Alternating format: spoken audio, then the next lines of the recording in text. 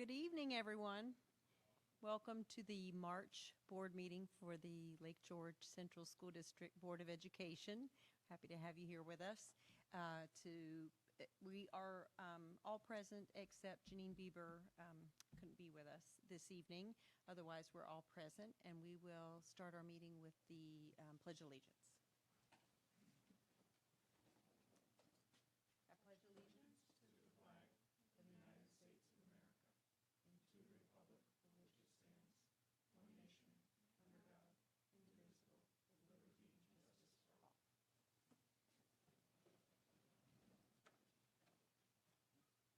justice for all. Oh, okay. Our first presentation this evening is the Unified Champion School presentation. We have Kyle Manny, Christina Howe, Katie Chapman, and lots of student presenters, which is one of our favorite things, is to have student presenters. So thank you for being here tonight.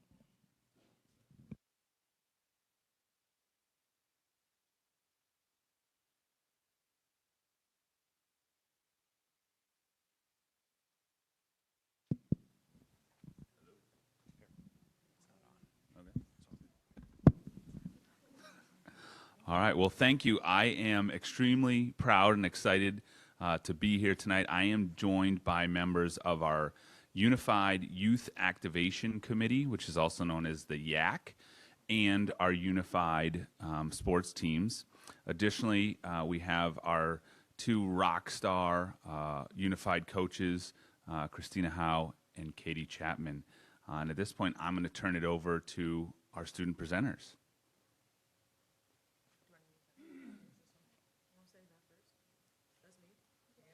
Okay. First, to start off, we have this fun video to show you all to kick off our presentation. It's the video we created last year for our assembly game. So, you can click it.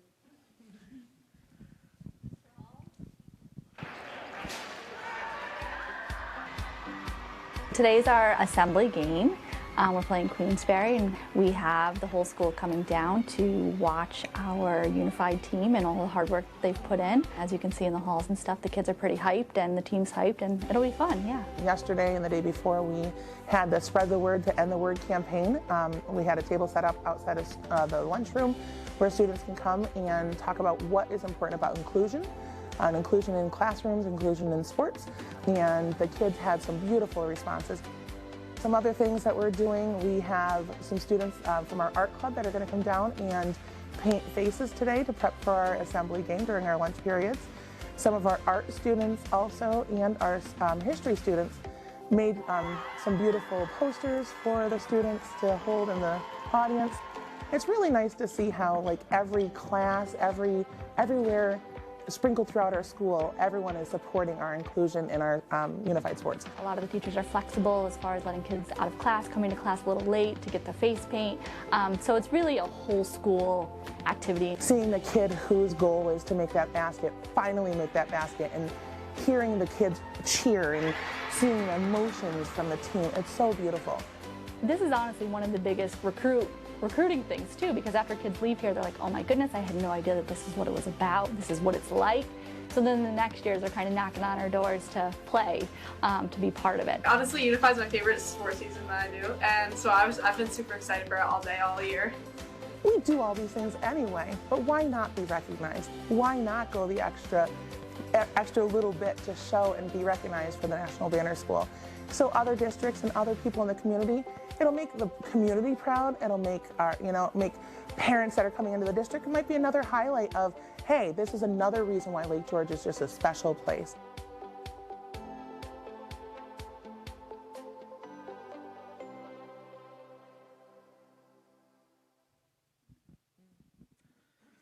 So we had to complete 10 pillars to meet the Special Olympics Unified School banner in order to get that. And 3 of them are offering at least 2 unified sports, so unified basketball and unified bocce, inclusive youth leadership, and a whole school engagement.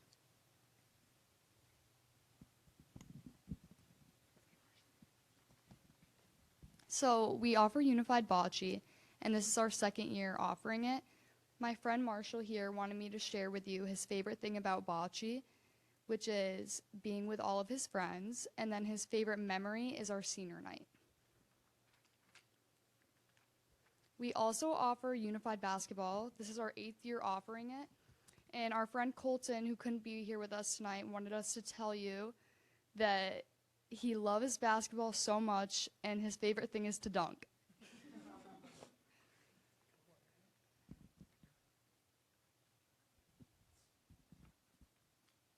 Every year we go to a meeting with many other schools to brainstorm ideas to be more inclusive and involved with their unified programs. For example, this past year, students from each school made inclusive door designs.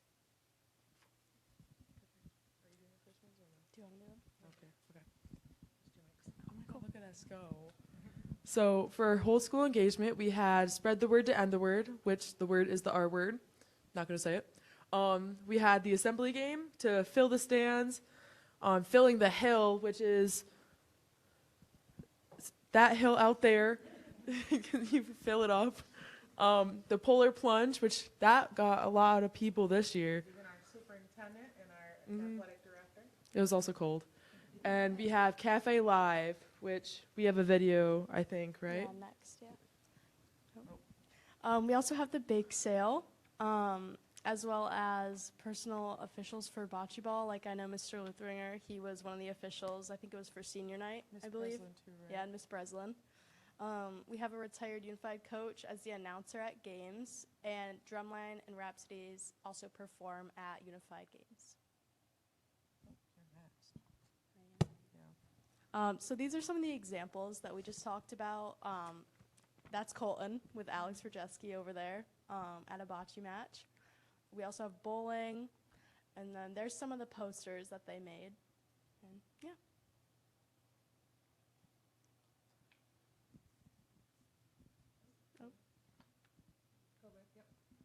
This is a video of our Cafe Live.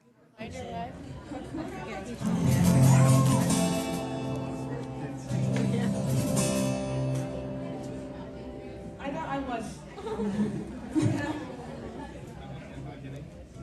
Sorry. We're gonna start.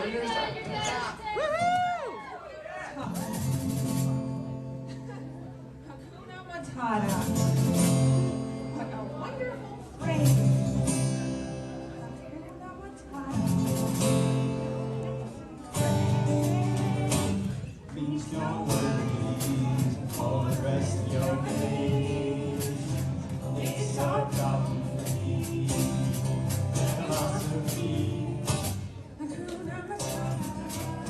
Hey, Kayla, what does Hakuna Matata really mean? Well, more specifically, it means there are no troubles, but that's just if you want to be pedantic. Ah, yes, pedantic. Children's doctor? No, that's a pediatric doctor. She said pedantic. What pedantic means is... Never mind. Anyway, right. Dang it.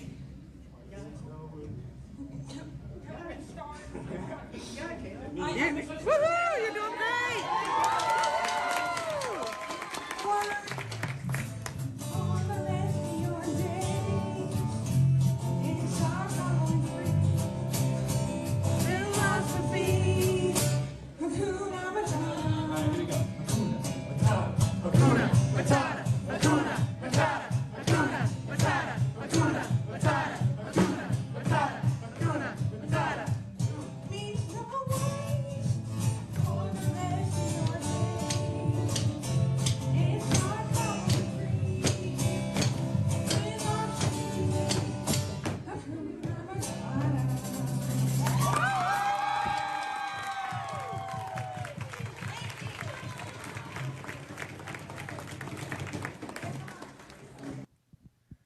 So I don't know what else would put a smile on your face more than that. But Right. so because of all of our hard work as a school, we were able to fulfill all those 10 requirements to become a banner school, and we highlighted those 3 there.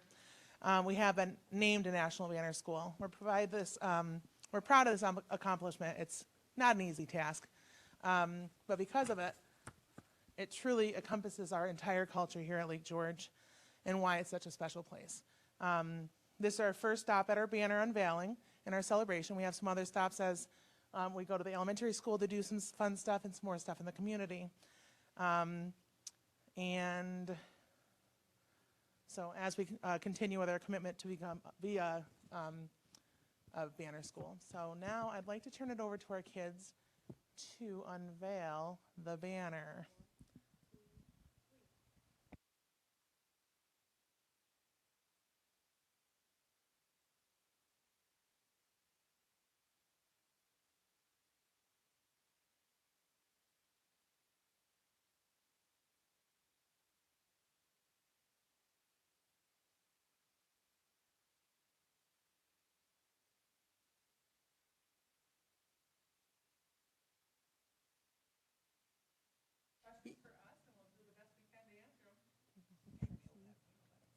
Thank you so much. I love seeing the videos and hearing from our students, and it just makes me feel proud to be part of this district. And one of the things I loved is it's true whole school engagement. I mean, that was so evident in the videos and evident in the things that you talked about. And for the fundraiser in the late fall, the board put together a bocce team, and we had so much fun playing bocce. It was the first time. Well, it was the first time I had ever played bocce, and it was a lot harder than I thought, getting that ball to cooperate, which it didn't most of the time when I was behind it. But we had a blast, and it was a ton of fun, and it helped me feel engaged in the Unified Champion School. So thank you so much. Does anybody have any questions? This is awesome. Thanks again. This is the first stop on unveiling. So this is our first glimpse of the banner. And again, I'm just so pleased with the efforts and the work that we're doing around this. It's wonderful. So we're excited about this, and we know that the work continues, right? We always know that we try to get better and we try to improve, but following those pillars allows us to be recognized. So can we just I think it's important, let's get a quick photo with the banner, and if the board members want to come up and the kids gather around the banner here, we'll take a quick photo. It'd be great for the yearbook, or get the message out there. That'd be great, yeah. And as Mr. Luthringer and everybody gets around the banner, as he said, this is the first stop on our unveiling, our celebration tour. We're going to be doing some celebrations with the school community up here at the high school and also at the elementary school to kind of recommit and continue our work to be and continue to be the Unified Champion School.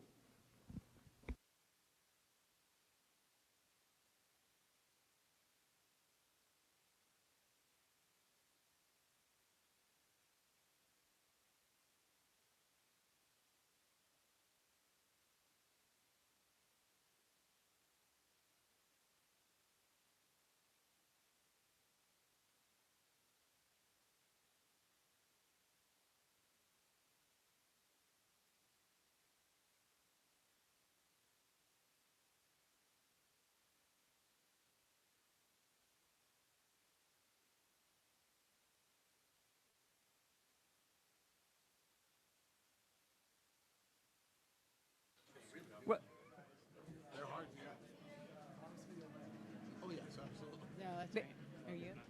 What?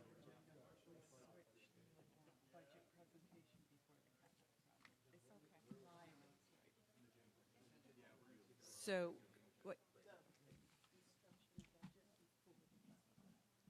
Okay. Oh yeah, I see it. Yeah.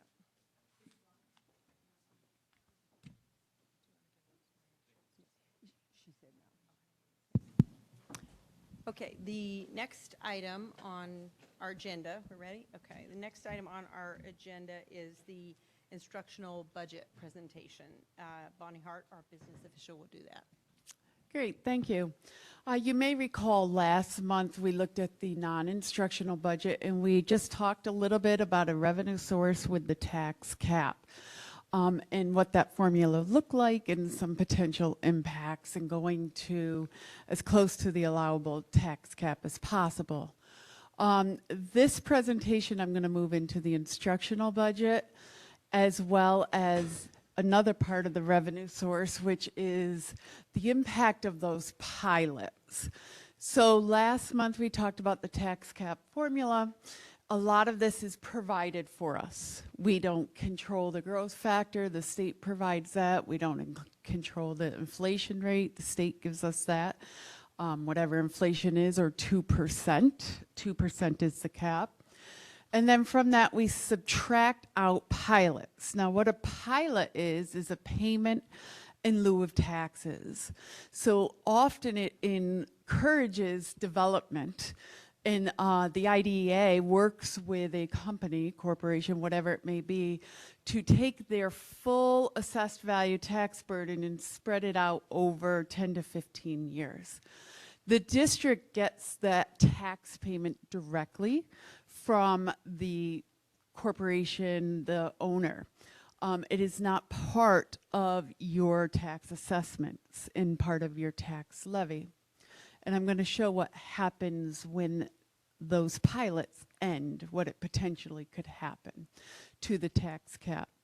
And then we add exclusions. Now, exclusions, again, the state tells us what we could add, and that's your debt service, your debt for your construction bonds, as well as your buses, your capital expenditures, so any capital expenditures that you are paying for through the general fund and not bonding. Your BOCES capital and rent is just provided to you, as well as any buses or van purchases that you purchase through your general fund and not take a loan on or a bond on. So if we look at the impact of what a pilot may do, currently Lake George has 4 active pilots for companies. We have one right now that we just received, and we do foresee one in the future with a big talk of a capital project that's going to be going on. So we want to look at what can that do to us down the road? How can that impact us? So assuming everything back in this formula stays the same, let's pretend inflation stays at 2%. Let's pretend the growth factor stays the same. Let's pretend everything else stays the same. I just ran numbers. So if that doesn't fluctuate from year to year, what that impact could do to us.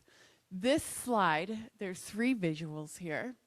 This top left one shows the allowable tax cap. When a pilot comes on, you have to take it out of in your formula, is subtracting out that amount, and you could see the dip in that top graph there down here as a potential allowable tax cap to be only 0.72 if everything every year stayed the same. There are instances where such large pilots come on, you have a negative tax cap. So you have to actually go at, you can't raise any of the tax levy. And then when that pilot matures or ends at the end of the 10 or 15 years, then it becomes part of your assessable values, and then to catch up, and for lack of better terms, you now have a big jump in what your allowable tax cap is. In terms of the tax rate, it's increasing. I do have that trend line here. I'm going to show shortly a comparison of the two. But the goal is to try to keep your allowable tax cap as steady as possible and not have peaks and valleys. So one year you're allowed to go at 4%, one year you're below 1%. So what impacts that is a pilot when it comes on and when it comes off the schedule. So in Lake George, we have 4 that came on at different times. So they'll be coming off at different times. And then we have potentially, a couple of more that may be coming on. So how do we address this to try to keep an allowable tax cap as steady as possible, or as close as possible to steady? Again, assuming everything else in the formula stays the same for that entire time. So what if I can, instead of taking out that pilot payment, just make it 0. If I'm subtracting, okay, if I'm subtracting and I add the same amount, my net difference is 0. If we were to add into one of these exclusions here, I can't just pick where I want to put it. If I were to take what I'm taking out and put it in to one of these potential exclusions, that would be a net difference of 0. The area that's easiest to control is your capital expenditures. And what that also allows you to do is capital projects on your building. So if we were to take again and assume everything else in that formula stays the same over time, instead of having these peaks and valleys in the allowable tax cap, you have a pretty flat, stable allowable tax cap. How do we do this? Well, if we anticipate $200,000 in pilot payments, then you increase your capital expenditures. You do a smaller capital project for $200,000. So it's a net difference of 0. What that will do in time, here's Lake George. Over here is some tax levies.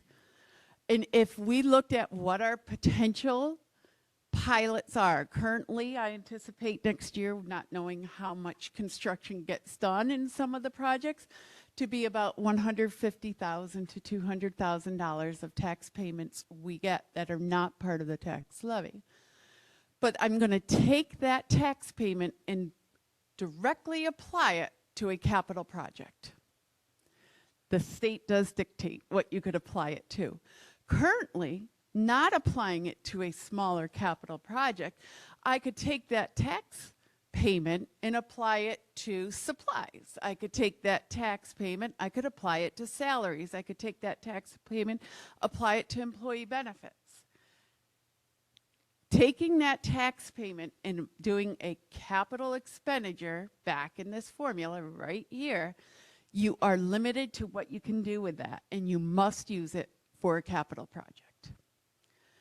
So when you do that, you could see over 8 years' time, if these are the actual pilots, and this is an anticipation of one that might be coming on, a rather large project to talk in the community right now, then we could just take that tax payment and put it right back into our facility, right back into the capital expenditure, into a capital outlay, and make that impact 0 and keep a allowable tax levy as tax cap as stable as possible. And over time, it gives us, this is just an example, $2.7 million of those tax payments that could go back into the facilities, but must go back into the capital project. So we can't say, no, let's move it now somewhere else. And that is why some people say, why isn't everybody doing this that have pilots? They may heavily depend on those pilots for other areas of their budget, just to balance their budget, instead of applying it directly to a capital project. So how does this impact you as the taxpayer? Well, the end result is the same. You'll have the same tax rate. It's just over those years, the red is with offsetting the pilot payments. In the district, you'll see we'll get that extra capital expenditures, extra capital projects. The blue triangles is you as a taxpayer over time. You end at the same place, but the increase is a little bit slower than if we include the pilots into a capital project. So my recommendation is going to be, let's offset these pilots as much as possible. What it does is it will not make our allowable tax cap fluctuate as much if everything else stays the same in the formula. It allows us to then take that money and dedicate it right back into our facilities. I just answered this. Why wouldn't we always do this? Because you are very limited what you can do at that point with your tax payment. And it has to be an allowable expense defined by the state. So if the state defines it as that's just regular routine maintenance and repair, it is not a capital project. It is maintenance and repair. It has to be reconstruction. It has to often, you'll see it's HVAC, boilers, those type of things, roofs. In order to achieve our maximum revenue, again, there's so much out of our control, so what can we do in our control is to go to the tax cap and let's offset these pilots. So with that, next month, I've been breaking the revenue into little chunks. I'll break that down into actual dollars. What does that mean on a tax bill?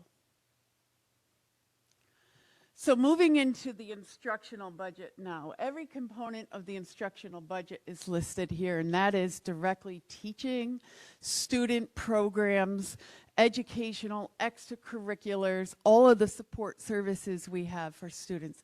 Every single thing here is directly impacting students, the instructional budget.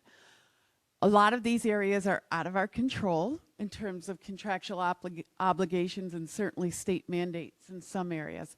Some are certainly in our controls, and those are the areas that you can adjust if you need to.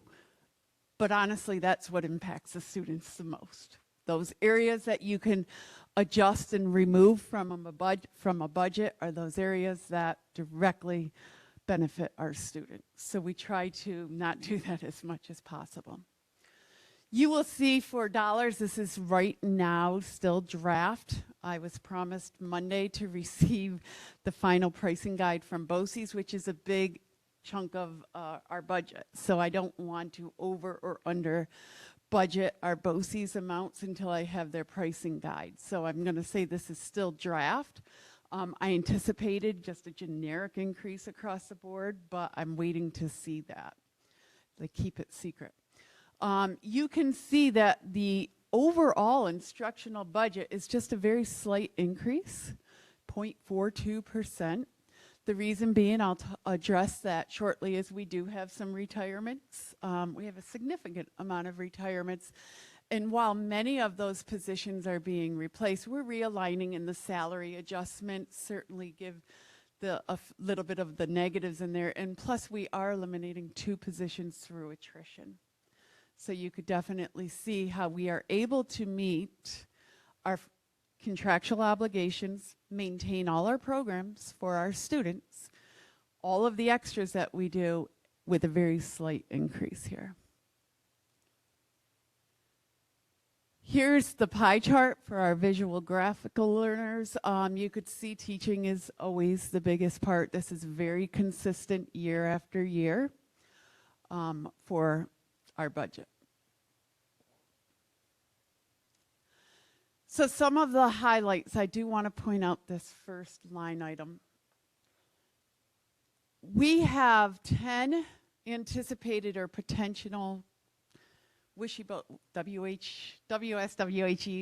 BOCES calls them exceptional learners. They are often our outside placement programs for students that we can't service here in district, whether it be for an intellectual disability, a behavioral, whatever the situation may be. We have 6 for sure that we know. We have 2 that we're looking for placements at the time. And you always have to prepare. What if? What if somebody were to move in, or during our annual CSE meetings, all of a sudden we decide our program isn't doing it for our students and they need to go to a more specialized program? This area of the budget could be way over budgeted or way under budgeted. You certainly don't want to be way under budgeted. So you have to build in that leadway. So our CSE director has the opportunity to find the right program for a student. They can then send them there, and money's not going to limit the program for the kid. The second bullet is something we don't set limits to. If our students choose other pathways, such as vocational trades at BOCES, the CTE programs, the International Baccalaureate at Queensbury, New Visions, Early College Career Academy, If they get accepted, if they have to apply, we let them go. That is unique to Lake George. Most schools set a limit. For budgeting purposes, it's easy if I set a limit and say no more. But I work with our counseling staff and I say, how many do we anticipate? How many are applying? How many are continuing? And we budget for that. In the area of technology, we are on a replacement cycle to do the speakers and cameras, more security items, although they are costly. We do give every kid a device, so we have a replacement cycle. We've had that for 15 years. But you got a budget for that.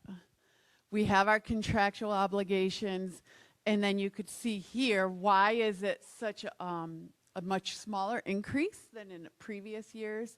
Again, we have 9 positions, 2 that are not being replaced, a high school teaching position, as well as one of our informational technical support positions that actually left earlier in the year. And we have 7 positions that are being replaced at a lower salary. Still benefits, benefits for both retirees as well as new folks. In our future budget meetings, next month we will put it all together. We'll finalize revenue. We will look at the undistributed portion of the budget, which is totally out of our control, and that is just all your benefits, your TRS, your ERS, your FICA, all of that. And then in May, we do our public hearing, meet the candidates night, and then we will have the vote on May 19th. Last month, I talked a lot about the money that our revenue, any extra money we have. We really are focusing on equipment replacement, really focusing a lot in that non-instructional budget. If you remember, that showed a very large increase just in our facilities. Any questions? Questions? Bonnie, thank you for your thoughtful planning, short-term and very long-term. And with the pilots, thank you for being so thoughtful in that way. I mean, as a school that gets very little state aid for building projects, it makes so much sense to be able to get those very much needed capital projects done that are on our list and keep things as steady and predictable as possible. So thank you. Thank you. And for those that are wondering, we get 10% state aid. Our neighbors north and south get 80 on building aid. Yeah. Yeah, so when we do a project, a capital project, our It's taxpayers are local share. funding 90% of that. So this is a very, very thoughtful way to solve a lot of challenges. So thank you. Thank you. Any other questions? Okay. So I'm up. stay right on up there, Bonnie, right? Yeah. Let's see. Yes, we have one final Speaking of those presentation. things, right, the next item is future facilities capital project planning. John Luthering, our superintendent, and Bonnie Hart, the business official. Yes, thank you, Katie. As we have our third presentation tonight, and this is a timely one as well because it touches on everything that Bonnie just presented on with the instructional budget. And it also focuses on our efforts to constantly look out into the future and plan ahead. That's something that we spend a lot of time on. It's certainly something the board is aware of. We just spent, as the board knows, we just had our Building and Grounds Committee meeting as well, and we talk about these things all the time. How can we plan ahead to ensure that we have the best environments for our students each and every day? So this one is timely here. We're going to talk a little bit about some future work that is focused on the next capital project. I will mention, though, as we are completing our transportation capital project, so I don't want to confuse you with what's going on right now, but this is the exact time to be planning a future one as this one is finishing up, and we're going to talk a little bit about why that it's an important time of year to be doing this work now. So one of the things that that's important to always touch on is, as we go through this entire budget process, and to include capital project planning, to include looking out into the future, it's because of our motto of a small school, big opportunities here. we pride ourselves on this. We personalize our instruction, we personalize opportunities for our students, and we want to ensure that they have every pathway and every opportunity afforded them as they come into our doors. And that means really looking out ahead and looking even at our environments and our facilities. So that's what the focus of this presentation will be, because we definitely want the best environment for our students. And it's really because our mission, vision, values, right? So this has been developed over time as a stakeholders. As you know, we look to empower all students to be lifelong learners, leaders, and global citizens. The part that I want to point out about this, though, is in one of our vision statements here. So there's several vision statements. One of them that really speaks to the work of this presentation and the work ahead as a district is really focused on engaging in innovative learning environments for each student. Now that comes twofold, right? That comes as the work that our teachers do every single day, the work that our leadership teams do to bring those environments to life. This is a great picture of our most recent program enhancement through our pre-K program over the last couple of years. But it also has to do with our facilities, right? So there are really 3 teachers in a classroom. 1, the teacher, right? 2, kids learn from each other. But 3 is the environment, right? The environment, the classroom environment can actually be a major component in students' ability to learn. So one of the things we want to focus on is our facilities here, our learning environments. You can see just with some wonderful planning, this beautiful space here that is quickly becoming a key learning environment in the junior senior high school. We have kids in here every single day learning, participating with technology, using the space in new and exciting ways. And that's really important for us to continue that work ahead.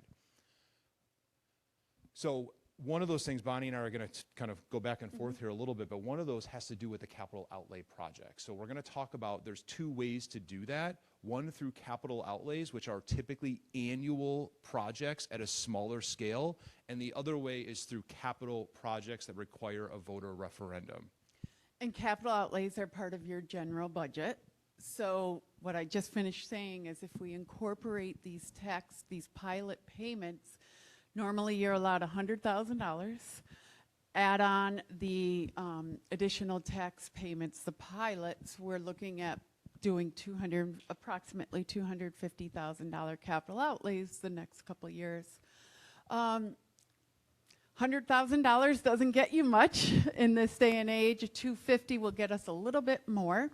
So we're looking at, remember, I'm bound by certain scopes with the state for it to be aidable, for it to be approved. So it needs to be in a certain alignment of a field. So all electrical or all mechanical or all plumbing or, those different contractual areas. So looking at what can we get done for $250,000, well, in HVAC, yes, you could piecemeal it when you have separate classrooms that have these units here. You may remember we embarked on quite an HVAC project back in COVID when there was a lot of COVID money, but we didn't get it all done. So a lot of this is designed, but we did not get it all done. So our goal is to address classroom spaces. The elementary school, a lot of it is done, not the rooftop areas, the common areas, but the high school, we have 24 classrooms left, 13 standalone spaces, plus rooftops in the common areas. So there's still a lot to be done. So we believe we can chunk up HVAC and heating boilers over several years to address those. Boilers, I'm a little nervous doing them all at once because fast forward 20, 30 years, what's going to happen? You're going to need to replace all 5 again at once. So I am looking at spacing those out as much as possible. So this is just one phase, right? So we want to kind of talk about this because as we start to look ahead to a future capital project, we're going to use a combination of things to try to get all the work that we believe needs to get done. So one of the things on the next slide here that you'll see is the history of capital projects. These are capital projects that had to go out for a voter referendum to be approved by the voters here. And you'll notice, though, this is going back to 1990. 1990 was one of the last large projects done at one of the buildings. That included the high school gymnasium, the high school auditorium, high school windows. And then you can see, going through the years here, how thoughtful and conscious the district is because of our limitations with state aid, right? And that was spoken about earlier here. We have to be very thoughtful and conscious because the local source, our local taxpayers, make up 90% of the cost. So, but what's happened, right, as you can see, some of those projects were 10 years apart. And we are finding ourselves, when our aging facilities in both buildings, things have started to really go by the wayside and really are past their useful life. 1990 is 36 years ago. So when you start to think of your own homes, right, if you think of your own house, the things that come up every few years, you're seeing different things. Maybe a roof needs to be done. Oh, my heating system, my floors, my lights, whatever it might be. It's similar in that vein where you're looking ahead and you're kind of thinking about the projects that need to be done. And over time, there has been some work done, as you can see. But we're at a point that for some of the spaces you're going to see some in the next slides, they're really starting to show their age, and they came up through our building condition survey as areas of need. And if I could jump in, 1990 was a rather large project, but 36 years ago, a $5.8 million project, today, probably 4 times that. So our new transportation facility was approved by the voters for not to exceed 13.5 million. Go back 36 years ago, it would have been much cheaper. So we could take all those other scopes there and put them together, and that's pretty much close to one of the bigger scopes, but remember the time frame and the cost of everything. The one thing I'll also point out too is that most of this is infrastructure, although there is some enhancements of spaces, and what we're going to be talking about next is sort of the same idea here, a balance of infrastructure and enhancements to some of the learning environments. And safety. And safety, yep. Thank you. Go ahead, Bonnie. So why do you look into a capital project? First, they take years of planning. Pre-referendum planning, going out to the voters, getting that, then a design, then waiting on state ed approval. Then you go out to bid, and then finally construction can start. So that's usually a 2-year process. So what you need to do from my hat as a business administrator is I need to look, when do I have debt from a previous project falling off? Because that's when I want my permanent debt to come onto the schedule. So I'm maintaining that one part of that tax cap formula as steady as possible. Again, if debt falls off and you don't replace it, you're going to have a big drop, which impacts your tax cap significantly. And then if you wait 3 years to do a project and you put a lot of debt on, then it's going way up.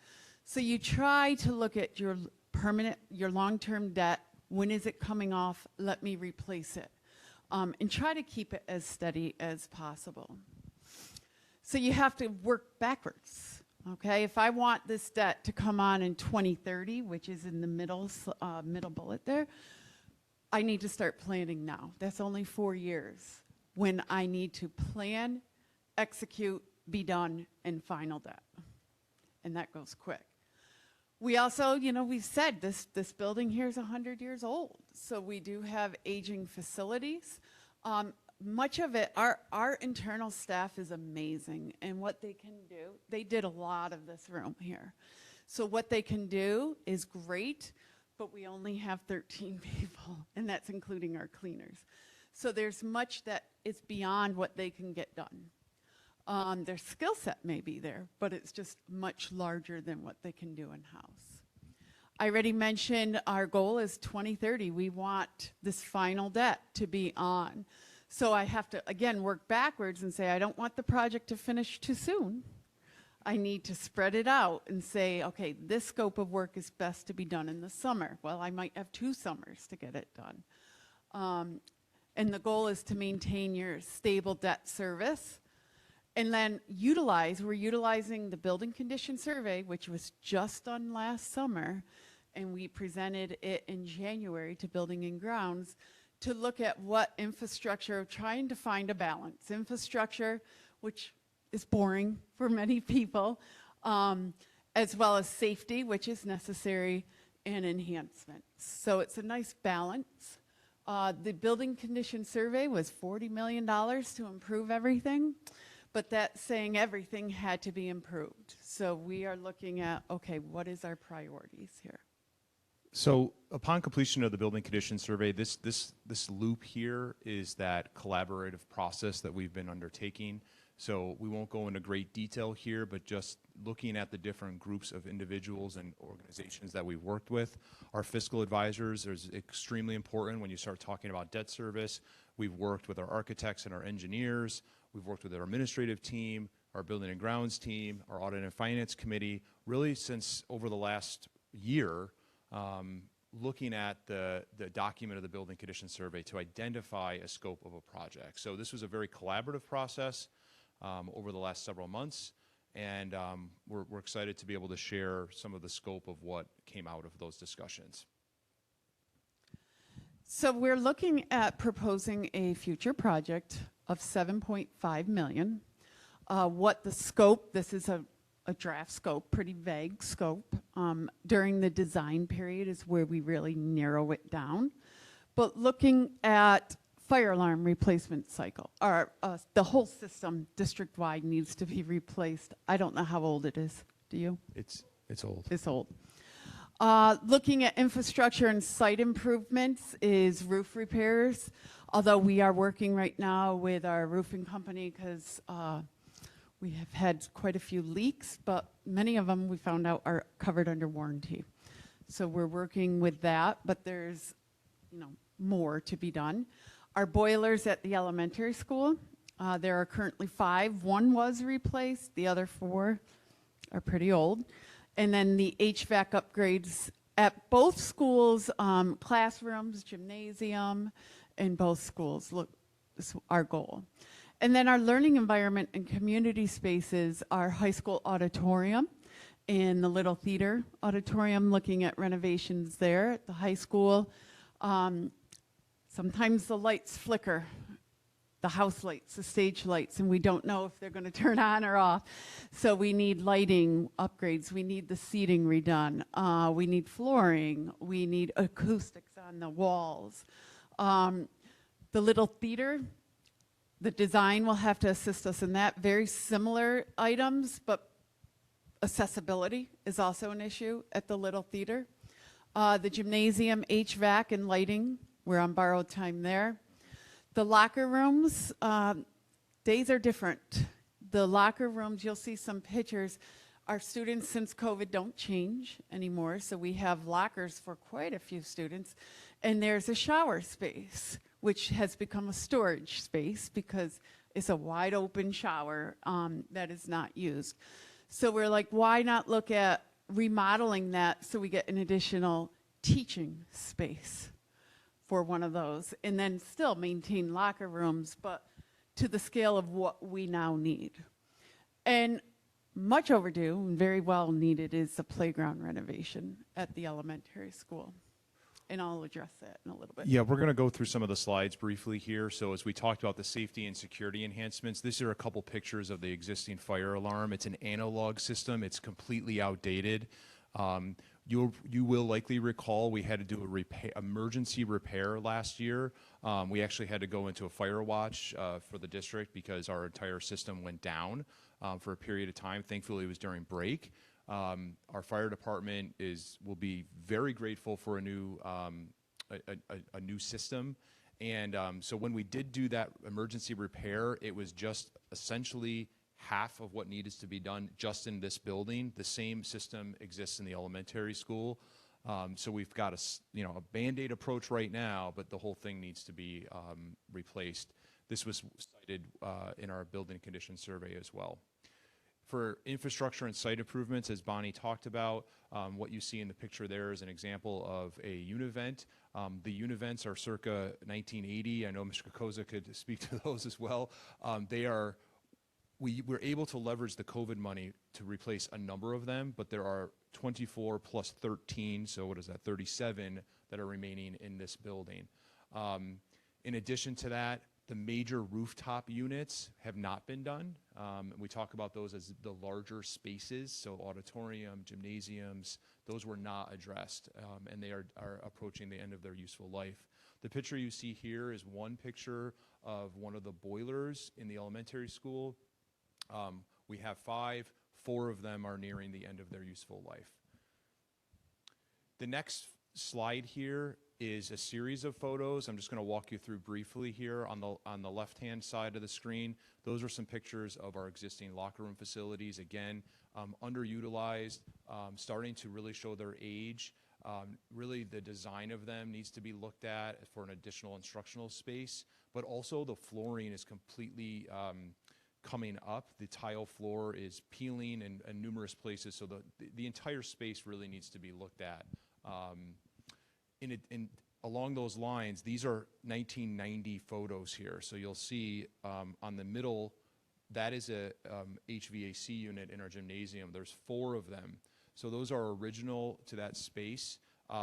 What you'll see directly below that with the bucket is just last week, because we had one of them well, 2 out of the 4 are really about dead. The second one here, the coil broke and is leaking onto our gym floor, so we had to have an emergency repair. That's really just a Band-Aid at this point. If you ask our facilities director or our athletic director, we have Stark Tech, who's our company that works with, they're here weekly to fix these air handler HVAC units.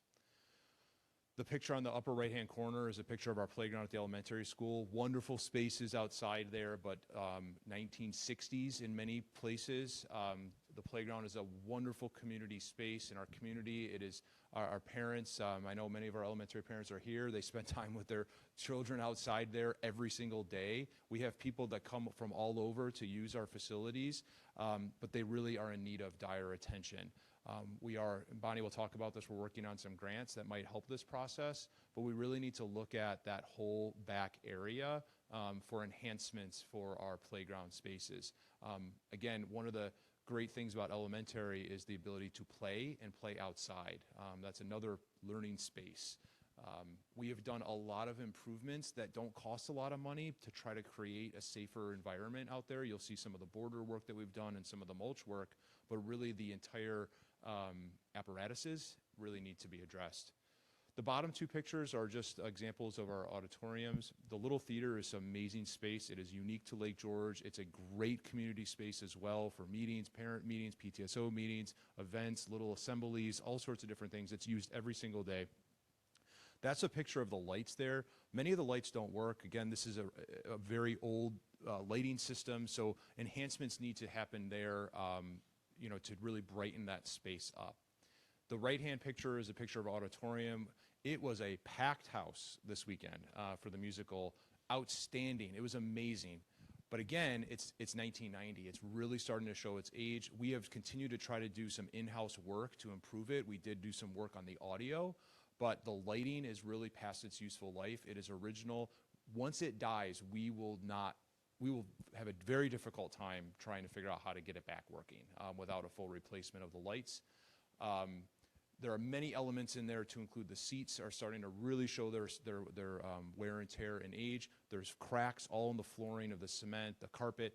That space really needs to be looked at for a renovation as well. Part of why we talked about these spaces, again, is community spaces. The auditorium is used all the time in our community for large events beyond the walls of Lake George. We just had Rick Atkinson here, who, again, a packed house. Our musical brings in a ton of community members. It's a site for summer, when we have all of the people here for summer events, people come in, the Jazz Fest, all sorts of different things that this is used for. So we want to keep it fresh, we want to keep it exciting, and we want to keep it updated for our community. So these are just some examples of the work that we've been talking about. That would be part of the scope of this proposed project. So to talk about the funding, first we need to finish our current project at the transportation facility and look to see where we end with that. I will tell you it's under budget, which is very rare. It's on time, it's ahead of schedule and under budget, very rare.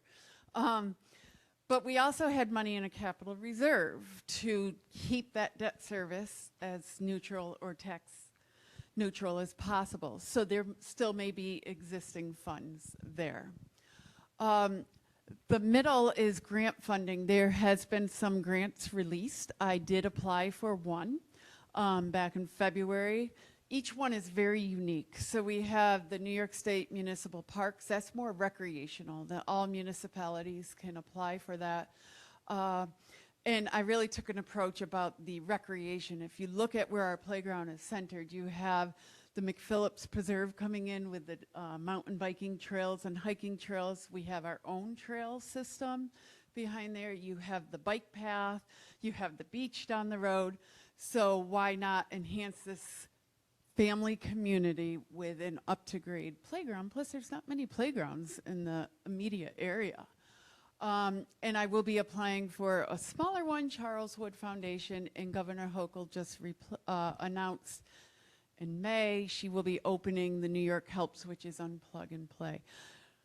My hope is to get at least one of these, and we could pull the playground out of the larger project and do it. It'd still be another project, funded though, and do that sooner. And that then would allow for other scopes. We show a need. When we worked with a designer, she's like, make sure you put those pictures. Make sure you show all of the pictures we did. So we certainly show that need. We don't show the need demographically, which sometimes hurts us in these grants. So stay tuned, fingers crossed. And then looking at our final debt to go into play in 2030, that gives several years to continue to work on our capital reserve that the voters approved several years ago in the planning of our current transportation facility project. That capital reserve is not fully funded. We could still put $4 million more into it. So as I've only been in my position a short time, but I do feel confident we could continue to build up our capital reserve to help offset the local share for this funding. This is anticipated. In my opinion, this is worst case scenario.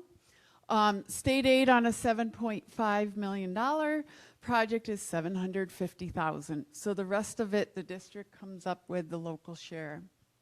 I do believe we can share over or save over the next several years, 1.7 million of it, which would leave the local share as a tax increase, worst case scenario, of 5 million. If everything stays the same, hard to look out to the future, right? On assessed values, equalization rate, so on and so forth.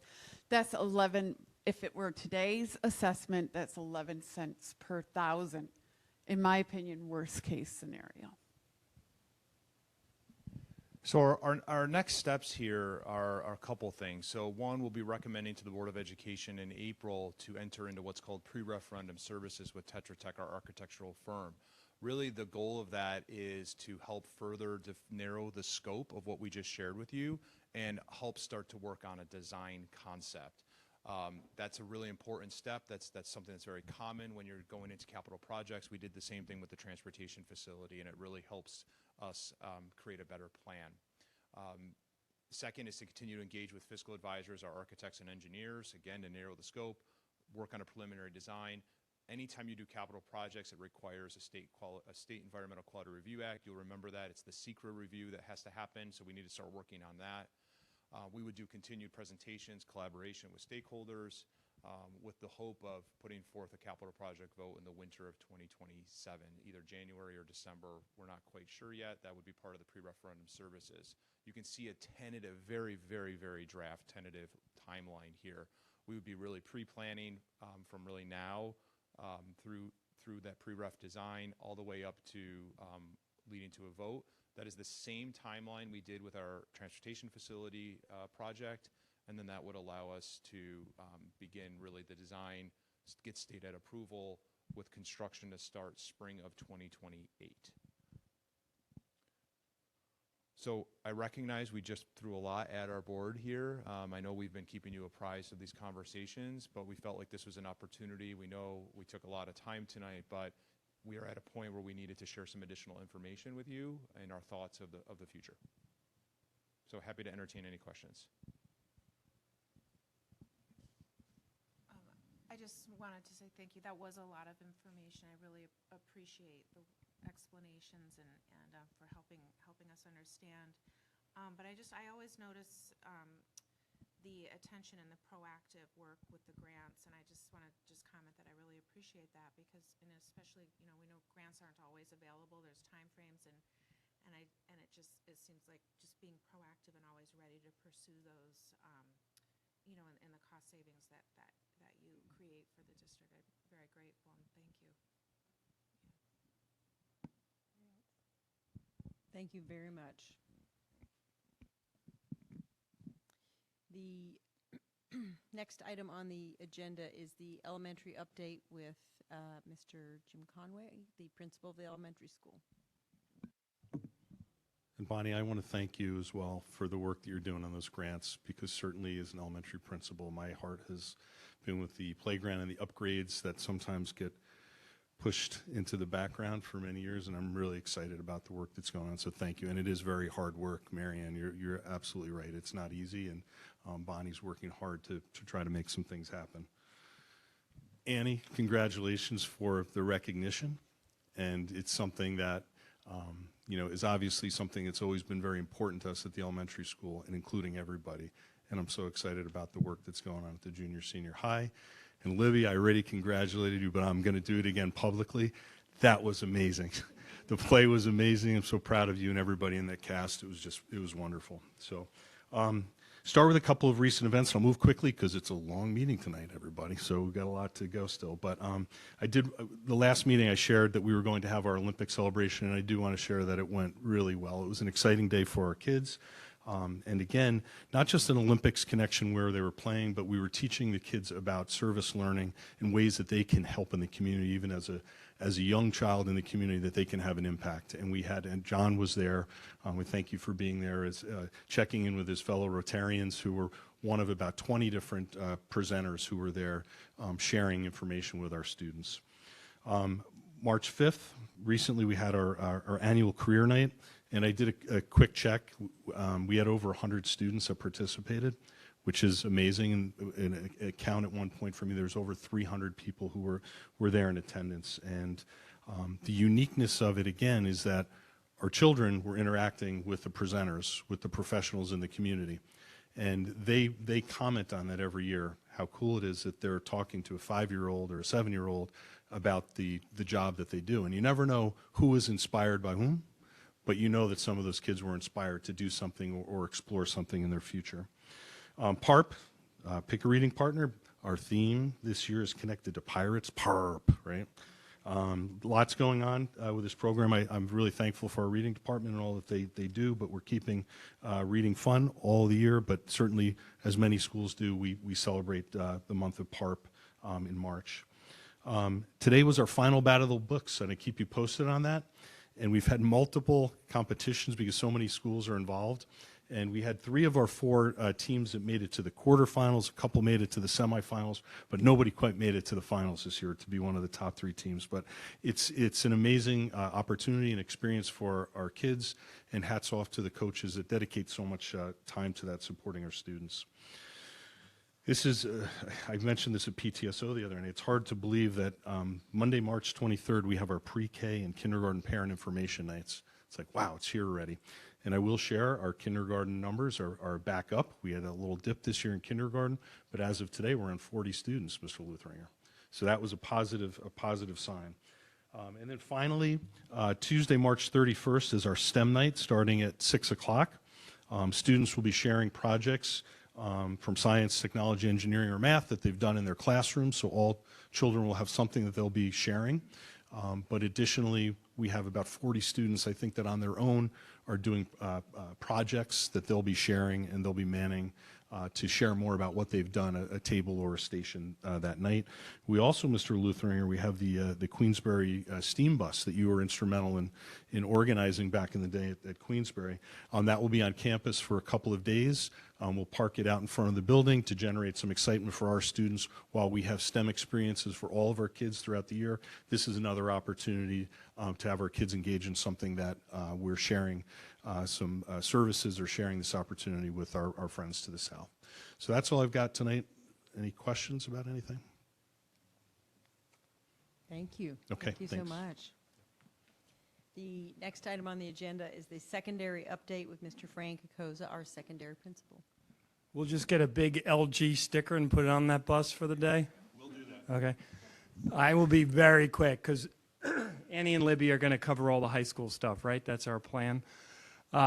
Two quick things I want to discuss. First is tonight, later in the meeting, you'll be voting on a resolution for an appointment for Benjamin Morrow. Ben is in the back. He's hopefully, pending your approval, will be a future science teacher in the field of chemistry. I want to thank John and the Board of Ed for the flexibility. As less and less teachers as less and less folks go to college to study being teachers, we have to think outside the box. And New York State in the past few years has opened different pathways to get second and third career individuals who didn't go to college to be a teacher, but perhaps through the field that they're in or the place that they are in life have considered teaching. However, what kept them from that was the ability to credential in the field. Now that ability exists, and through some unique programming and supports, I'm pleased that we are here tonight with Ben's potential appointment. So the plan that we've utilized is he has had a bona fide, rigorous, probably one of the more rigorous student teaching experiences of anyone that we have hired, with daily contact with his mentor teacher through every period, along with 3 meetings a week with me, with a weekly observation, which will continue for the balance of this year. And through that student teaching, he has had the support and care of not only my eyes and support, but Megan's and John, his colleagues, along with his mentor teacher. So I was a little reluctant initially with the opening of these pathways a few years ago, but tonight's appointment is a testament that it can work with the right resources, the right mindset, the right individual, and the right supports around it. So I'm excited about that, very excited. Second topic that I wanted to cover is just a very quick update about the master schedule. So as I have been updating the Board of Ed, this school year we have been embarking on research and decisions around changing the high school master schedule with a goal of September. The past month and a half, our proposal has made its way through our shared decision-making body, including our students. The students have had significant feedback, as has the staff, to the tune of about 8 pages worth of feedback and questions, which we just started this week to go through. So I can tell you that student voice is resulting in some adjustments to the proposed schedule. And one of the outcomes is I'm going to have to get in front of the student council and the student representatives to answer their concerns and questions about the master schedule. That's in addition to the work in front of the faculty addressing their concerns. It appears that we are headed towards a new schedule for September. Again, it is a cascading drop 8-day cycle, which at some point I'll ask John when it would be appropriate to do a formal unveil publicly with the Board of Ed. Additionally, we'll be communicating through our parent reps with Forum and the wider parent community later this spring and early summer about the impact it's going to have perhaps to start times. We're only talking a few minutes, and we believe that we're going to be able to navigate that with our transportation. And that's the update. Those are the 2 quick things. Thank you for the update. And you highlighted a couple of things that the board for many, many years, the culture of shared decision making and elevating student voice. And it's so wonderful to have these examples that are live before us and happening in that culture of shared decision making and elevating student voice, not just at the table, which we're thrilled to have this year, but throughout the whole district. So thank you. Thank you, Katie. Annie, Libby, John, and I had a chuckle at our monthly meeting about the student feedback because it's interesting how it has landed. You would think the older students would be a little the upperclassmen would be a little more resistant to change, and the younger ones would be more open to it because this schedule is more in line with what they experience at the elementary school. It's actually the opposite. The upper class, the sophomores up, the older students are much more open to the change, perhaps the seniors because they have 1 foot out the door. And the 7th and 8th graders are a little more reluctant to accept this change. So we're navigating that. Yeah. Anybody else? That's all I have. Thank you, again. folks. Yeah, thank you. The next item on the agenda is our student board member report. Speaking of our student voice, here they are. Yeah, so it's been a crazy month specifically for us too, with the musical. So that was this past weekend, and it's always crazy afterwards, so I didn't get a chance to say hi to many of you there, but I know most of you were there. So it's always super fun, and it's weird to have so much free time now. Yeah, and then we had our after party at Sky Zone Saturday night, so that was super fun to just have one last hurrah with the cast and the crew. Yeah. The next thing we have is we have the Spanish Honor Society induction on the 25th at 7 p.m., if any of you were interested in going. We have Mrs. Seymour, Kaylee Seymour, as our guest speaker for that. And we also have on our report that the Japanese exchange students are coming in 16 days. So that's very exciting. Yeah, so Student Council has also been planning a farewell pep rally for their last day here with some fun games like musical chairs and tug of war, and then the Japanese students will also be doing a karate demonstration, so a full fusion of the cultures. So we're really excited for that, and I know a lot of students have been reaching out with their exchange students and having conversations, anticipating that, and it feels like the excitement in the school is really growing for that. So we're really excited. The next thing we have is our student council elections are in May, and me and Libby do plan on running again for this position. So in case you were wondering, Yeah. you might see us again. Also, just a quick random curriculum thing that we have going on, because it's always fun to add a little in-classroom update. Both of us are in personal finance with Ms. Hoffman, and we're starting our budget challenge simulation this week. We just finished selecting our vendors, so like we had different options for rent and different options for car loans and student loans, so very much real life applicable things and learning how to handle that. And there's like prizes at the end, so if we do good in the simulation, like we'll do good in real life. So it's exciting to just learn something that feels like so very much applicable in the next coming years. But yeah, that's all we had. Thank you. Well, many of us did have the opportunity to see you in action and see the work of your behind-the-scenes action. The set changes were super impressive, and our very own in full red, sparkly red, Sebastian. And so it was fun to see you guys up there, and it felt proud to see our student board members in action. And I wish Janine was still here. She spearheaded this. We wanted to congratulate you, and thank you so much. So on behalf of the board, thank you for bringing joy and light this weekend and making our faces hurt with the smiles and the laughters. It was really, really special. So thank you. Thank you.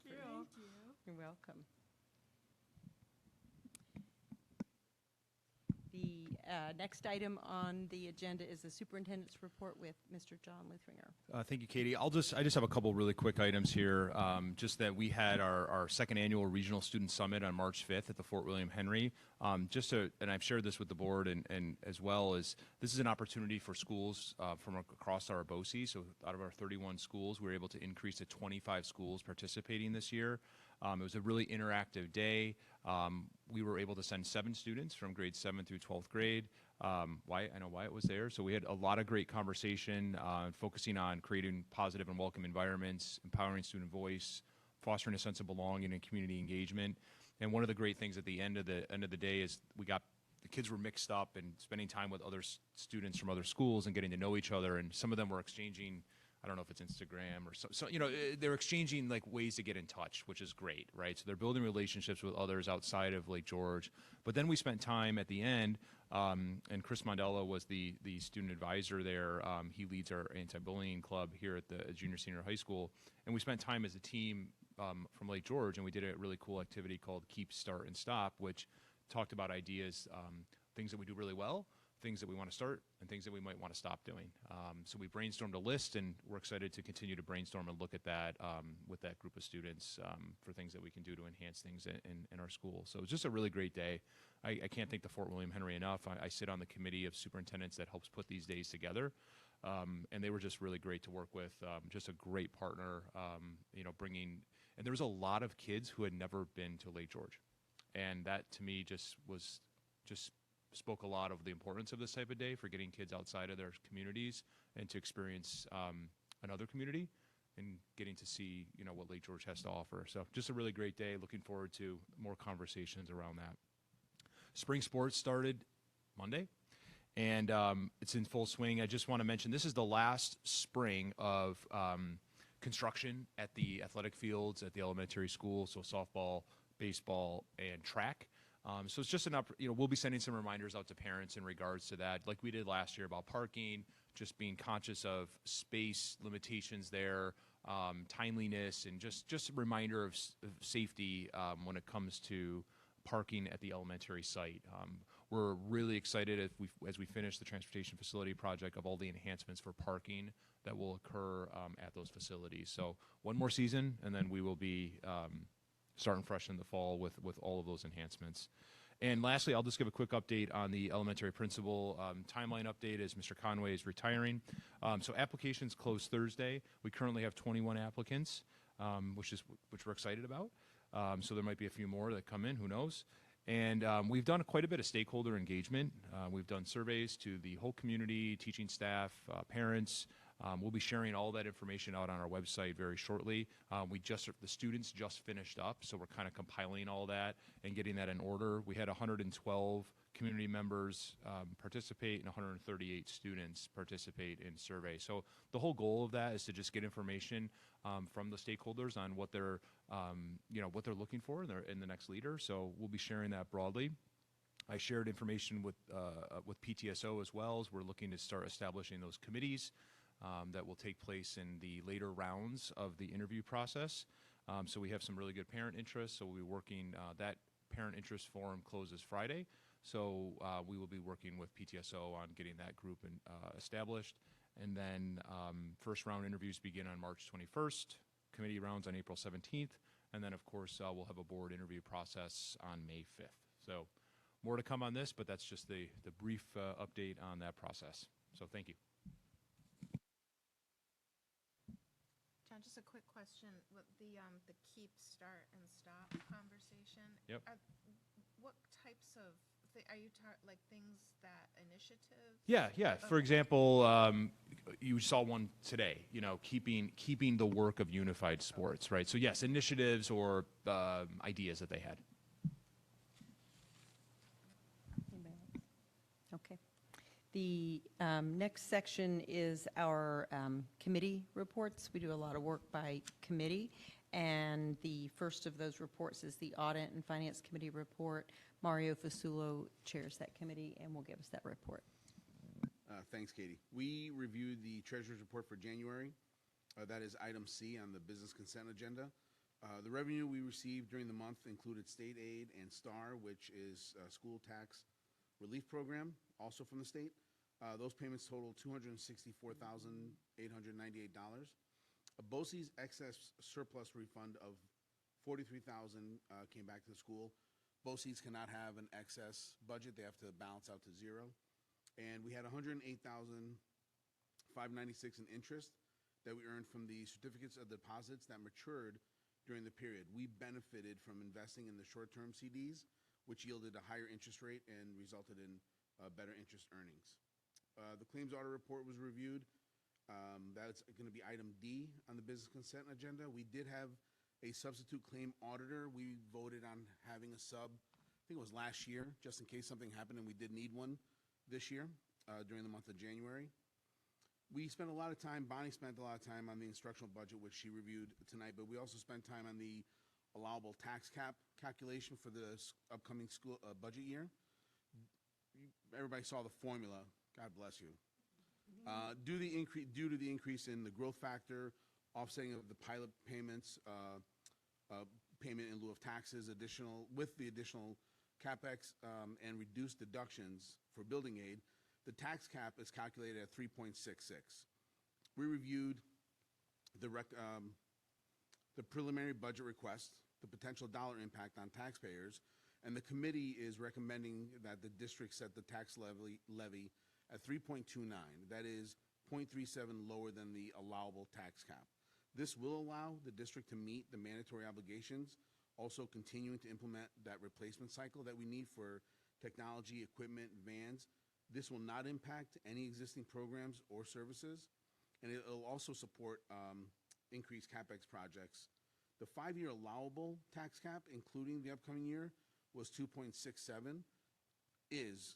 So the 5-year average allowable is 2.67. The district's 5-year average is 2.59. So still slightly below the tax cap for the 5 years. And that was it. She reviewed everything else. Thank you, Mario. Any questions? Okay. The next committee report is the Board Development Committee report, and I chair that committee, so I'll give that report. New York State School Board Association, also known as NYSBA, has sent out a request for presentation proposals for the October 2026 conference. And John Luthringer, Marion McKenzie, and I have expressed interest in presenting and plan to submit a proposal to NYSBA for consideration. And the proposal's due March 23rd.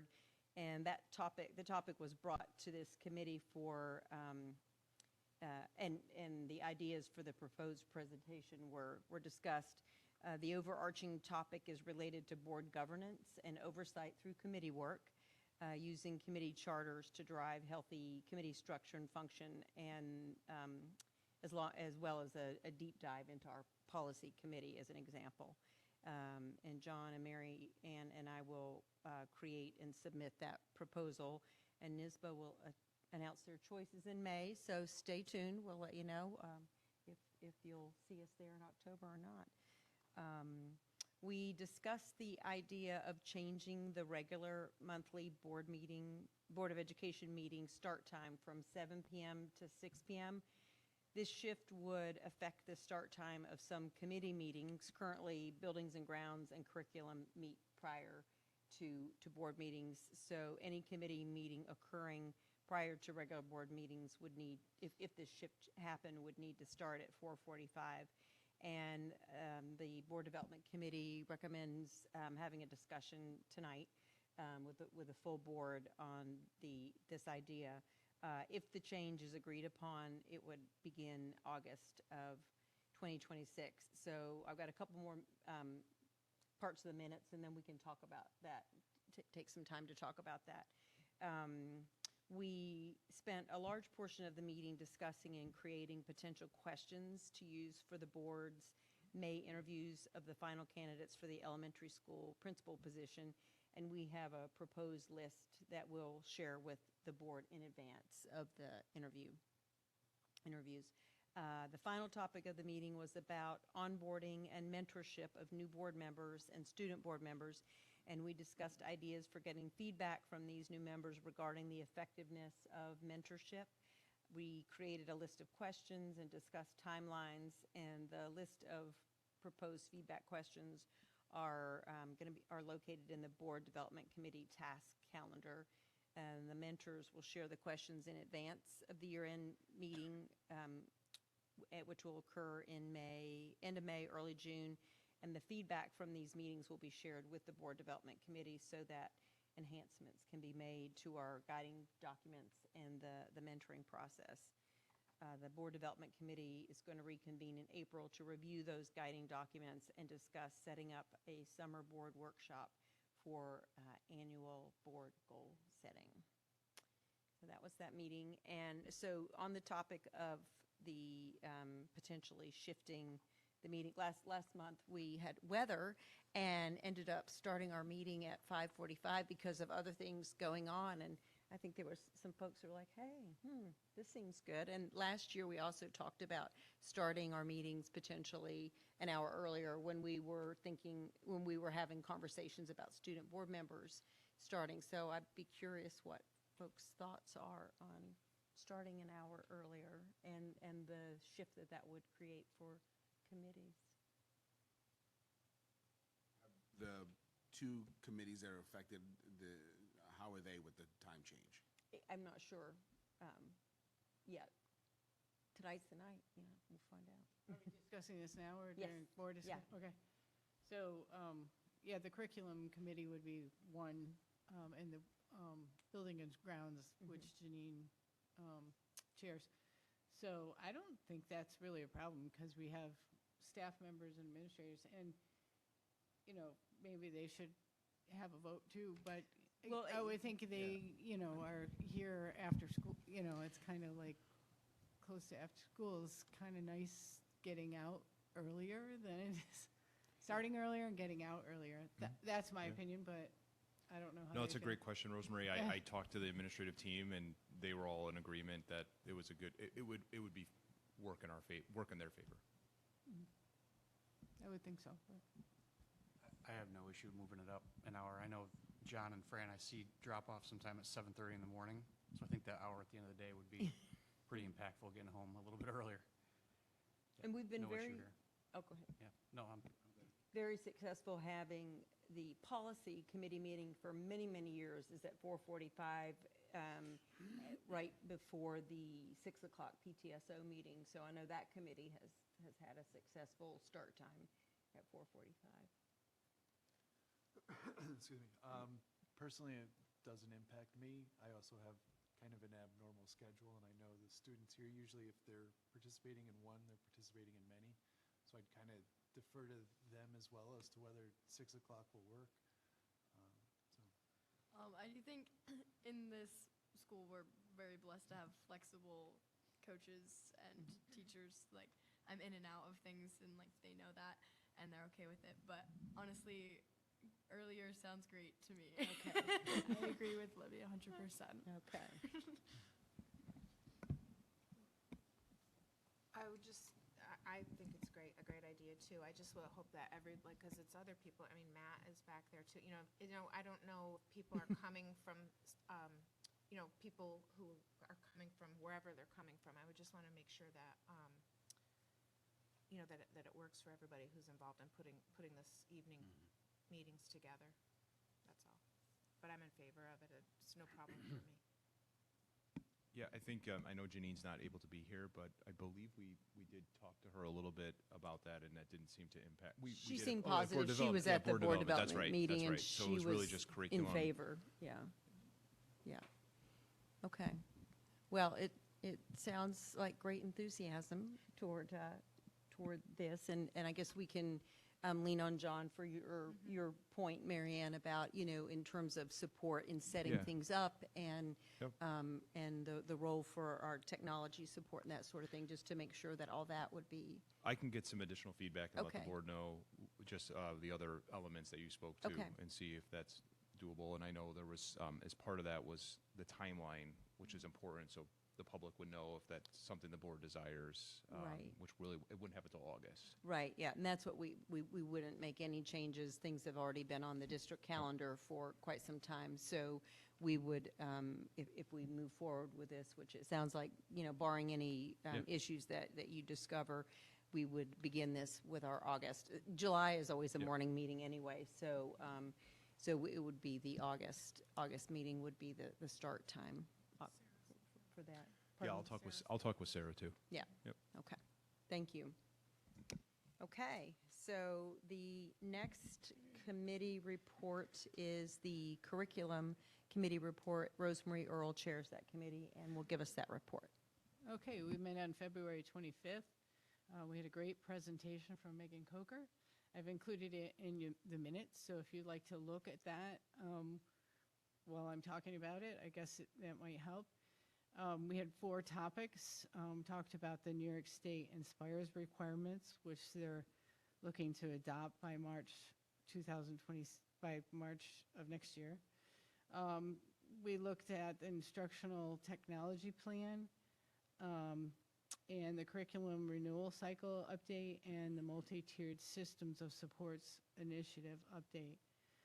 I guess we spent most of the time talking about the Inspires, the New York State Inspires requirements. They have 2 topics, the personal finance education and climate education. They would like students to learn more, have that in the curriculum. So I've listed all the topics that they're interested in having the students learn about, which is budget, credit and debit management, earning income, risk management, savings and investing, and then climate is causes of climate change, impacts and solutions for climate change, and all incredibly important things. And Lake George is looking at currently how many of these topics we actually deliver already in our curriculum, but to compare that to what we have to change. We did talk about the instructional technology plan, the goals 1, 2, 3, and 4. I've listed for you. Goal 1 was computer science and digital fluency standards. And, you know, I've listed the goal and the progress we're making towards that goal. And also goal 2 was digital wellness. And goal 3 was an innovative and engaging learning spaces. And goal 4 was information privacy and security policy practices. So you can see the progress we've been making to the goals that have been set, the 2022-2026 goals. And then we discussed the proposed goals for 2026 to 2029. So the first one was the pre-K to 12 staff and students develop safe and healthy legal and ethical issues of digital information and technologies, including the use of AI. The second one, media literacy standards implemented across the content areas and broadly integrated into instruction pre-K to 12. And number 3, implement the district's NIST action plan to establish district-wide information and security policies and practices to meet the ed law requirements. So those are the proposed goals for the next 4 years, 3 years, sorry, can't add. And then we have the curriculum renewal cycle update, just letting you know what the update is. We're going to, in our curriculum committee, have a presentation from the ELA and world language departments at the next meeting. And then the full board will have a presentation from social studies and art departments this year. And number 4 was the multi-tiered system of supports. Really, that is an umbrella for social, emotional, academic, behavioral needs, and has a curriculum component to it. But I think the March, did you have the conference day already? Yeah, okay. The March conference day was dedicated to working on the master schedule and also the MTSS system so that it can better understand it district-wide. That was the meeting. So, any questions? Any questions? Okay, thank you. The next item on the agenda is the Policy Committee report. Mary Ann McKenzie chairs that committee and will give that report.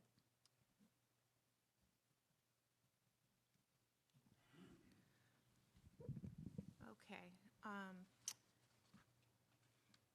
The policy committee met on March 2nd, and we discussed several policies at that meeting.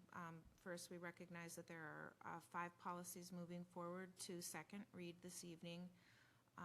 They were each discussed at our last month's board meeting, and there was no further comments or discussion about those policies.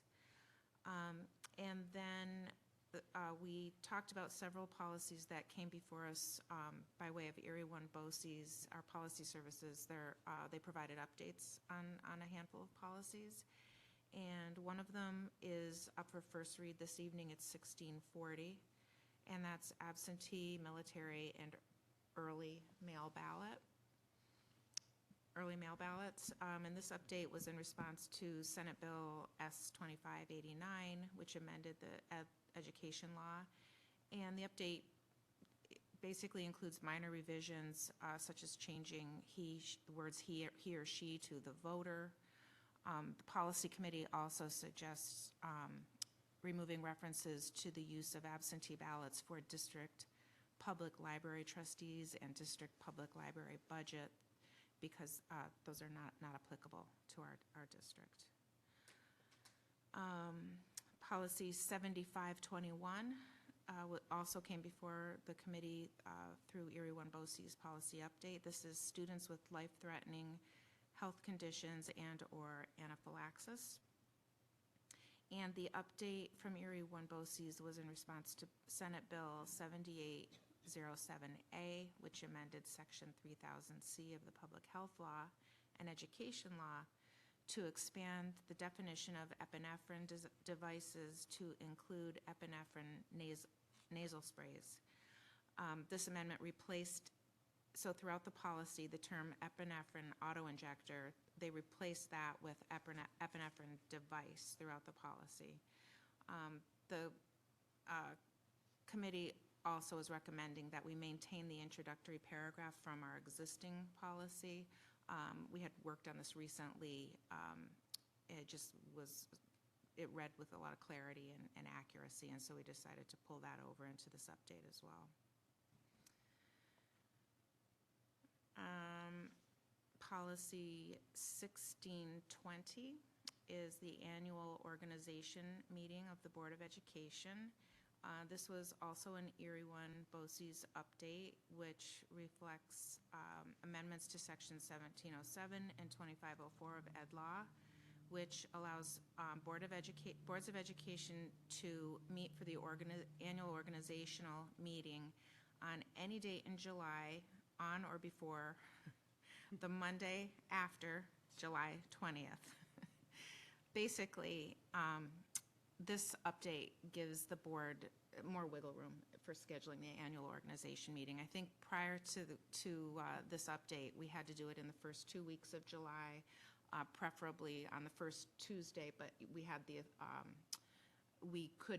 we had wiggle room to make it any time in the first 2 weeks. This gives us up to the Monday after July 20th, on or before that date. But in addition to that, the policy committee is making extensive additional revisions to really tell a more complete portrayal of the organizational meeting, a statement of, why do we have an organizational meeting, and what are the actual components of that meeting. So hopefully it tells a bit better of a story when you take a look at it, hopefully serves and educates a little bit better. And we also are suggesting that policy 1621, which is the agenda of the annual organization meeting, it's its own separate policy, is a very short policy with just a list of agenda items, and we are suggesting that we just pull that list into this policy, consolidate the information, and then as this moves to second read, we would retire policy 1621. We also took a look at, per our routine Lake George policy manual review, we looked at Dignity for All Students Act, and we made some suggested revisions to make a greater positive tone of the language and increase inclusivity in the language. And we also had a suggested revision to express the philosophy of our district commitment and courage in support of student well-being, regardless of the complexity of a situation, and another revision to reflect the implementation of restorative practices.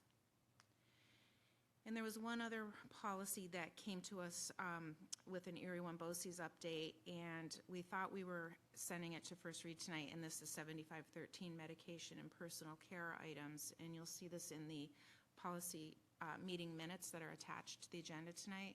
We ended up pulling that at the last minute, and Jeff and Katie and John are aware, but for the rest of our supportive policy committee, and everybody else. We ended up pulling it because once these suggested revisions were all incorporated, we realized that there's some language, there's some elements from our existing policy that did not get pulled up in the Erie One update, and there were some questions around whether they should be. So we just thought, let's just talk about it later, and we'll resolve that in the near future.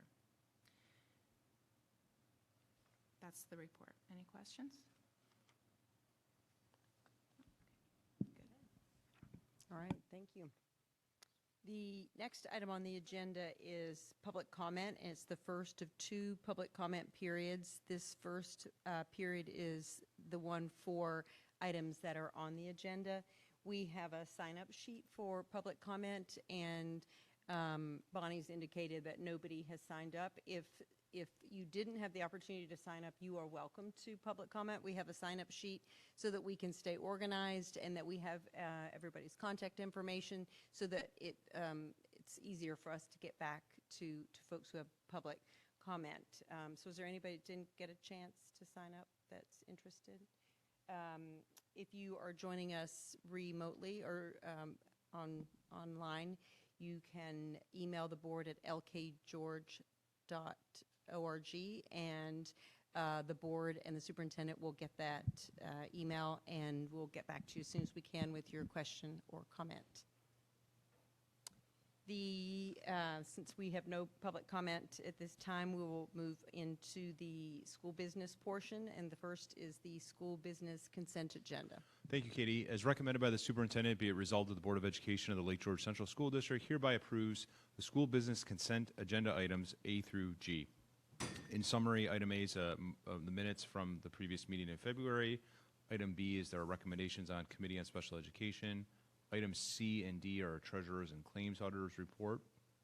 Item E are the policies moving to second read. Item F is a motion to approve the senior high VEX robotics team's request to attend the World Championships in St. Louis, Missouri. A big congratulations to them as well. Item G is a motion to approve the request submitted by the Quiz Bowl team to attend national competition in Denver, Colorado on the dates as well, and a big congratulations to that team as well. Do we have a motion?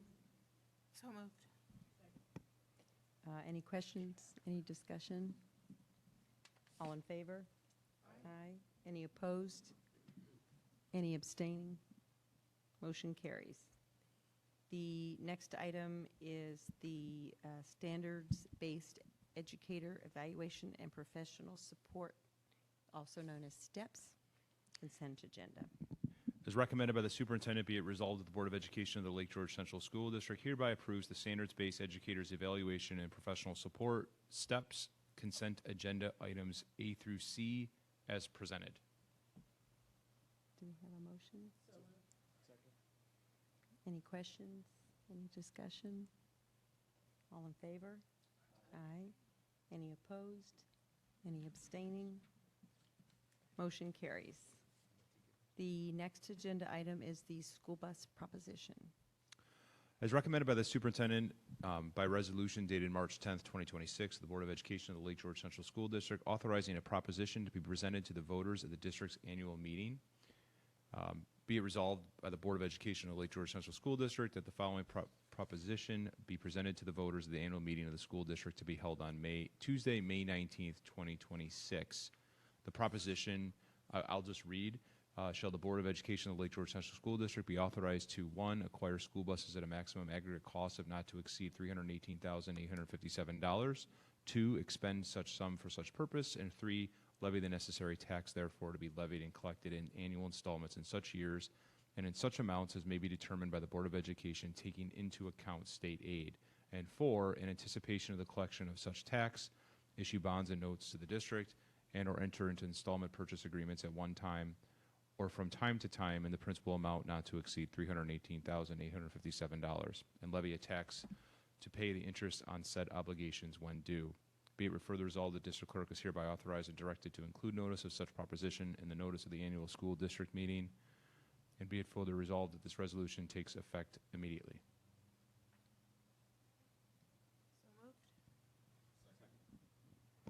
Any questions? Any discussion?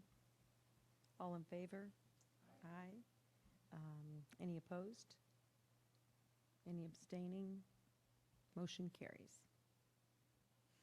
The next item on the agenda is the 2026-2027 school calendar, and thank you for all the work that went into that. Thank you. It's recommended by the superintendent, be it resolved that the Board of Education of the Lake George Central School District hereby approves the 2026-2027 school calendar.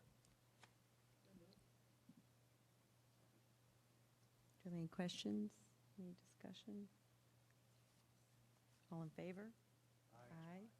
Any opposed? Any abstaining? Motion carries. The next section is faculty staff recognitions, and we'll start with faculty staff resignation. As recommended by the superintendent, be resolved that the Board of Education of the Lake George Central School District hereby accepts the resignation of Howard Grant from the position of custodian in the competitive class of the civil service. Do you have any questions? Any discussion? All in favor? Aye. Any opposed? Any abstaining? Motion carries. The next item is faculty staff resignations in the retirement category. As recommended by the superintendent, be it resolved that the Board of Education of the Lake George Central School District hereby accepts for the purpose of retirement the resignation of the following employees: Scott Frazier, custodian, and Gerald Andy Raymond, transportation supervisor, auto mechanic.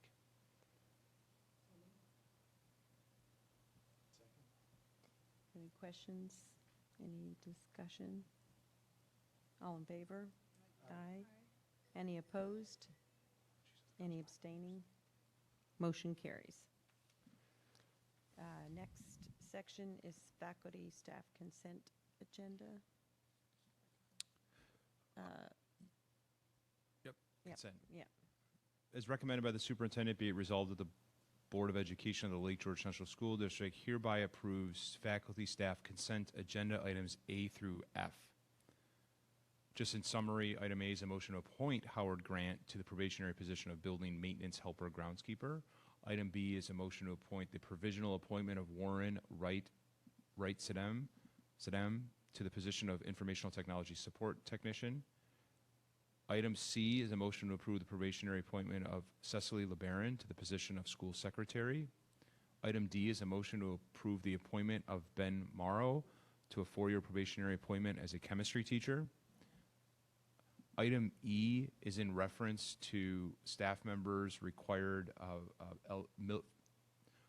absence for military leave training, and the resolution is to appoint Amy Baker as a per diem substitute band teacher, as presented.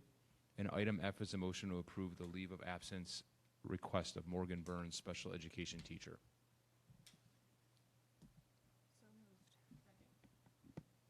Any questions? Any discussion? All in favor? Aye. Any opposed? Oh, aye for me, sorry. Any opposed? Any abstaining? Motion carries. Well, welcome back, and thank you, Mr. Morrow, for joining us this evening for the meeting. Much appreciated. Yeah, thank you, Ben.